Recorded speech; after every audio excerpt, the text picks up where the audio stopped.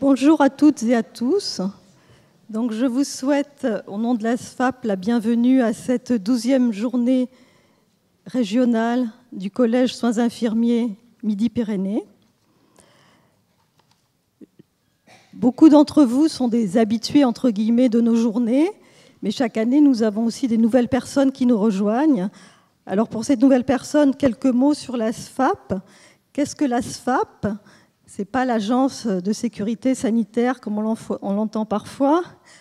La SFAP, c'est la Société française d'accompagnement et de soins palliatifs, qui est une association de loi 1901 reconnue avec une reconnaissance d'utilité publique. La SFAP, c'est donc une société savante qui est pluridisciplinaire, qui associe des professionnels, qu'ils soient hospitaliers, libéraux, enseignants universitaires ou autres, mais aussi des bénévoles d'accompagnement. Et je sais qu'il y en a dans la salle aujourd'hui, des bénévoles d'accompagnement aussi. L'objectif principal de la SFAP, c'est de favoriser le développement et l'accès aux soins palliatifs. Donc la SFAP cherche à développer, à améliorer la prise en charge des personnes, mais aussi la qualité des soins et de l'accompagnement. Vous verrez tout à l'heure, on verra qu'il y a des groupes de travail qui travaillent sur des recommandations de bonnes pratiques, par exemple. Elle fédère plus de 5000 soignants et près de 200 associations d'accompagnement de bénévoles.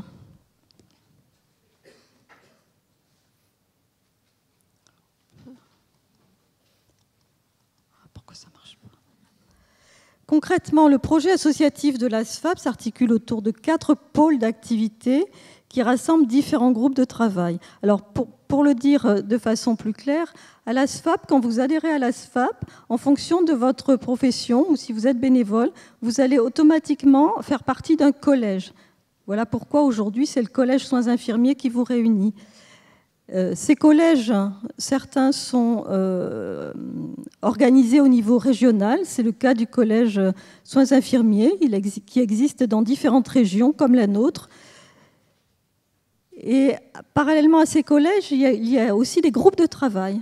Et les groupes de travail, le plus souvent, sont par contre interdisciplinaires. Les collèges sont souvent des lieux où on travaille en monodisciplinaire, et les groupes de travail sont la plupart du temps pluridisciplinaires. Donc, les différents pôles d'activité de la SFAP, le premier pôle a pour objectif de mobiliser les acteurs. Donc, c'est là où on va retrouver des groupes de travail et des collèges. Ce sont des lieux de travaux et d'échanges.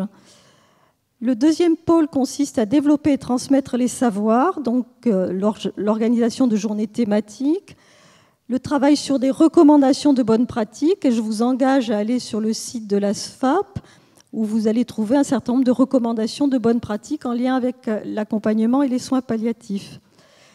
Un travail aussi de développement de la recherche. Ces dernières années, particulièrement à la SFAP, il y a de gros travaux qui sont menés dans ce sens, avec la création aussi d'un comité scientifique depuis quelques années. Et puis, il y a aussi la formation des bénévoles. Le troisième pôle consiste à promouvoir l'accès aux soins palliatifs et à l'accompagnement. Donc, ce qui est intéressant aussi sur le site de la SFAP, vous trouverez un répertoire. C'est-à-dire que sont répertoriés tous les dispositifs qui prodiguent des soins palliatifs. Donc, quel que soit l'endroit où se trouve la personne qui a besoin de soins palliatifs, elle va pouvoir trouver des relais auprès de chez elle, dans le cadre de ce répertoire.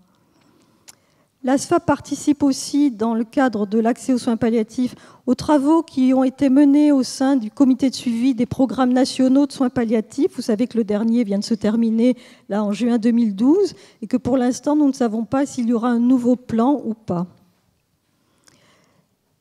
La SFAP aussi a une fonction de veille et d'écoute, puisqu'elle participe aussi à l'élaboration des textes législatifs concernant les soins palliatifs. Elle a donc participé à l'élaboration de la loi de 1999 que vous connaissez. Et puis elle est force de proposition pour essayer de faire évoluer les pratiques. Donc il y a des réunions régulières avec le ministère sur le thème des soins palliatifs. Enfin, le quatrième pôle consiste à diffuser la culture palliative. Donc la SFAP édite un bulletin papier et un bulletin internet, Pallia News, qui vise à sensibiliser les professionnels, mais aussi le grand public. Et donc, comme je vous le disais tout à l'heure, la SFAP comporte différents collèges.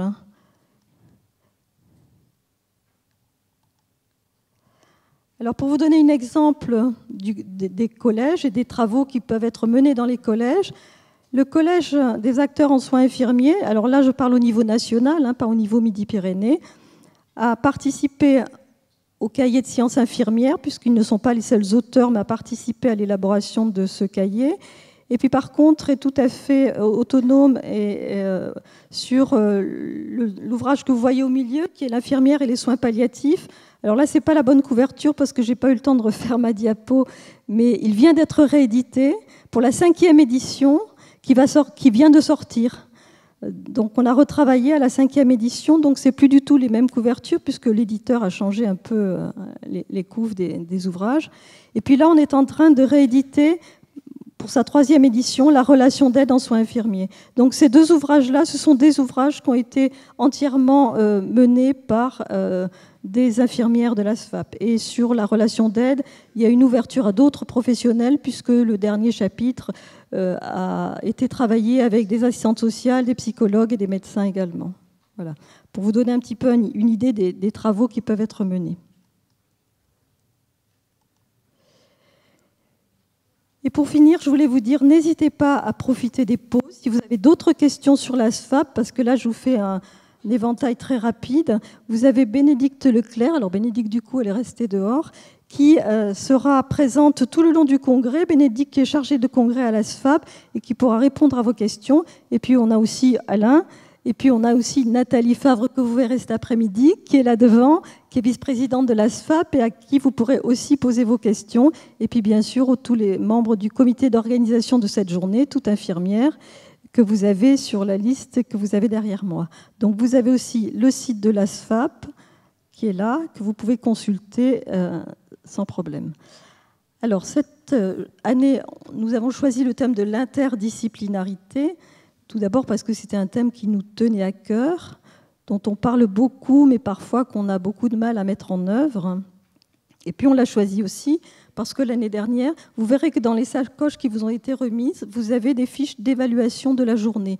Alors je vous invite surtout à les remplir et avant de repartir cet après-midi, de nous les laisser dans les urnes que vous avez de chaque côté, parce que c'est à partir aussi de vos évaluations qu'on construit la journée suivante en essayant de se caler sur les thèmes qui reviennent de façon prépondérante. Et ce thème-là, l'année dernière, est revenu de façon vraiment prépondérante. C'est pour ça aussi qu'on l'a choisi. Alors peut-être, je vais vous proposer, pour vous mettre dans une posture, j'allais dire un peu réceptive aux interventions qui vont se dérouler tout au long de la journée, j'ai pour cela emprunté à Catherine Perrotin, philosophe, quelques éléments de définition de l'interdisciplinarité. Alors, ce que dit Catherine Perrotin sur l'interdisciplinarité, c'est accepter a priori de ne pas savoir ce qui convient dans une situation donnée, oser se mettre à le chercher avec les personnes concernées, entendre les écarts entre ce qui est dit par les soignants, par les patients, par les familles, accueillir ce qui ne vient pas de nous, mais peut surgir dans la rencontre, moyennant modestie, patience, persévérance et tempérance. Donc maintenant que vous êtes habité par toutes ces qualités, on va laisser la parole à Alain Derniot.